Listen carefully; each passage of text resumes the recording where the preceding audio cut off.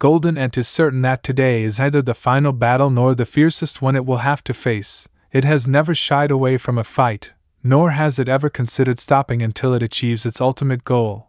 Recalling the days of battle on the continent, Golden Ant alone had overturned mountains and lands. Its feet firmly gripped the cracked, jagged ground as it boldly faced 3 or 4 opponents, each 100 times its size. A mad dog and knows no fear, even as its body bears wounds. Its tattered cape still fluttered, declaring with unwavering resolve, "Come at me, keep fighting! I won't stop until I fully grasp this power." With those words, Golden Ant charged straight at its opponent.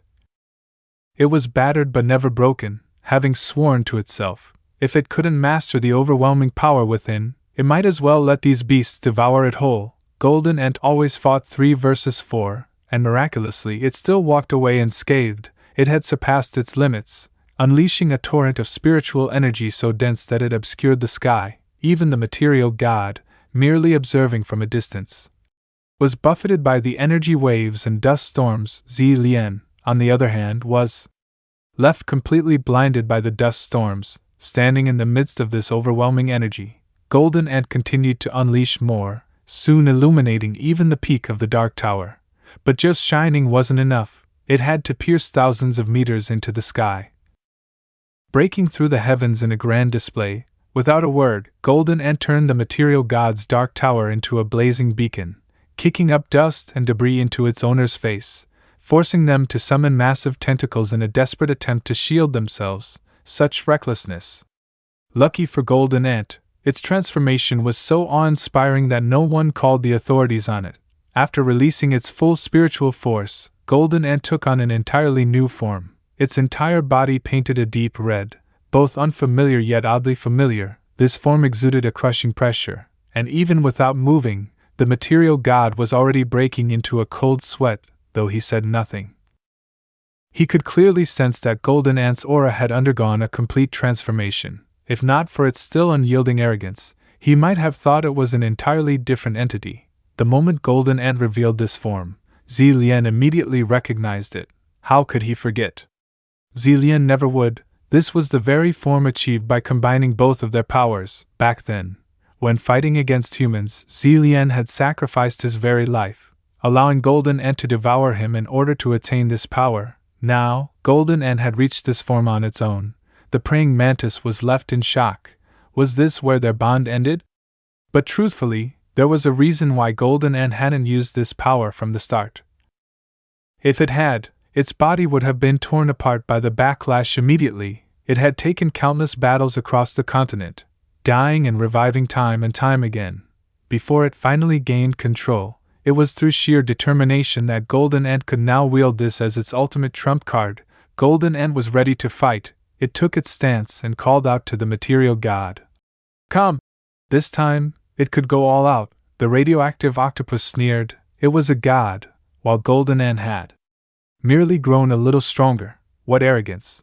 But before it could even finish scoffing, Golden Ant slapped it so hard it saw stars. Its razor-sharp blades slashed so swiftly that the material god couldn't even register it, let alone dodge. A blinding golden streak flashed across its mouth, slicing through its thick defenses and sending it flying backward. Surprised, are we?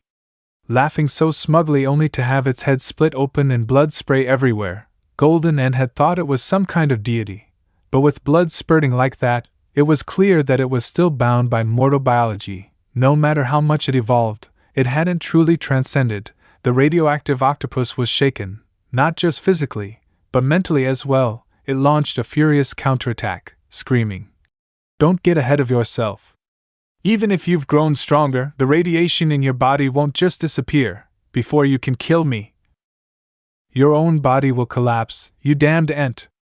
It wasn't wrong. From the very beginning, Golden Ant's body had been exposed to radiation. It knew, but the question was, would its attacks be faster, or would the radiation eat away at its cells first? Golden Ant wasted not a second. It had to finish this fast. Dodging its opponent's strikes, it calculated the perfect angle and slashed, its golden blade cutting deep into the material god's crimson eye. Blood gushed like a fountain. The radioactive octopus recoiled, eyes squeezing shut in pain. Sensing its advantage, Golden Ant didn't hesitate. This time, it wouldn't just tear apart the outer shell. It was going straight for the core. Destroying the core meant death. Realizing this, the radioactive octopus shivered, instinctively raising its arms to shield its chest. The once insignificant creature it had so arrogantly dismissed now had the power to send it to the afterlife, forcing it to fight with everything it had. The material god gathered its energy, suddenly unleashing a massive explosion of destruction, a dazzling blast of energy. Even larger than the octopus itself, shot forward at blinding speed, aiming to engulf Golden Ant completely. It looked terrifying, but was utterly useless. Golden Ant stared it down and declared, "That kind of attack won't work on me anymore." It had taken the blast head-on without even a scratch. Ridiculous. No, even more than that. Right in the heart of the energy surge, Golden Ant was still able to slash straight into the material god's face, clean and precise. Golden Ant unleashed a ninefold strike, its enormous energy blade tearing through the very fabric of the battlefield. It pushed back the destructive blast and drove straight into the material god's body. A single full power slash ripped the radioactive octopus into shreds. Even Golden Ant's allies couldn't believe it had managed to carve the material god into pieces. But even so, the radioactive octopus life was not yet over. Golden Ant still had to charge forward and strike again. One more hit should finish it off. But the radioactive octopus didn't want that to happen. Facing an enemy rushing in aggressively, it finally realized, "Your speed is truly incredible, then I'll seal it." The material god invoked power, causing the ground to tremble. Rocks and soil rose up, encircling Golden Ant. Without a foothold to accelerate, and with no time to react, Golden Ant was trapped. The material god laughed triumphantly. "Ha ha! Now that I've limited your movements, let's see how you'll dance. How will you attack now?" It must have been really afraid of Golden Ant to build such a massive dirt prison to contain it. The special cage it created was enormous. Compared to Zillian, who stood outside, it was at least 100 times bigger.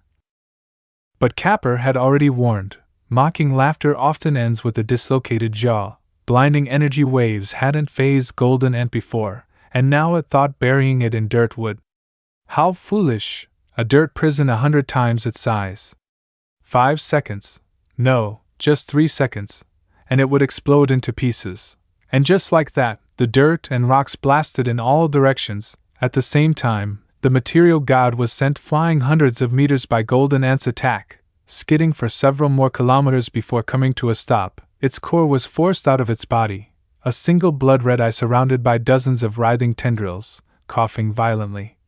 Blood continued to pour around its eye. But it didn't dare blink for even a second, because as long as it still breathed, the mad ant before it would never stop. Emerging from the thick rubble like a demon, Golden Ant's small mouth uttered terrifying words. "Your defense is useless against me. You are the strongest among the gods in terms of defense. Perhaps other beasts would struggle against you, but you ran into me." Its beastly gaze and razor-sharp scythe-like claws locked onto the material god. Just one more strike, just one more strike. Why was its body suddenly cracking apart now? Blood spurted from the countless fractures and joints of Golden Ant's body. Even the mandibles it had always relied on weren't spared. Its hard exoskeleton crumbled piece by piece, beyond its control. The radiation inside was reaching a critical state. It hurt, a lot. But of course, Golden Ant wouldn't give up. That's right, just one more hit. Golden Ant gathered all its strength and lunged for the material god's core. The attack carried immense spiritual energy, pressing down on that blood-red eye. But at the same time, it pushed Golden Ant's body to its absolute limit. Damn it, Golden Ant bled even more. Yet it still couldn't pierce through. There was still one final layer of defense, preventing it from landing the finishing blow. The radioactive octopus roared. "A god doesn't die so easily!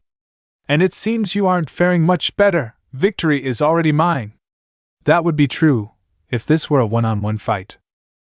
But the radioactive octopus had been too focused on Golden Ant and had forgotten. Golden Ant had an ally who was still there. The moment an additional sharp blade appeared, its shock was indescribable. How could it not be surprised? Even Golden Ant was caught off guard. If two people work together, they can even dry up the Eastern Sea. let alone take down a radioactive octopus. That absolute defense quickly cracked under the combined assault of Zillian and Golden Ant. Besides watching helplessly as the two tiny insects slashed at its body, the material god could do nothing. The cracks in its defenses grew larger, spreading wider, filling it with dread. Finally, after countless desperate strikes, the barrier shattered, shards fell like rain, revealing the core the material god had desperately hidden. This time, it was facing a one-way ticket straight to hell.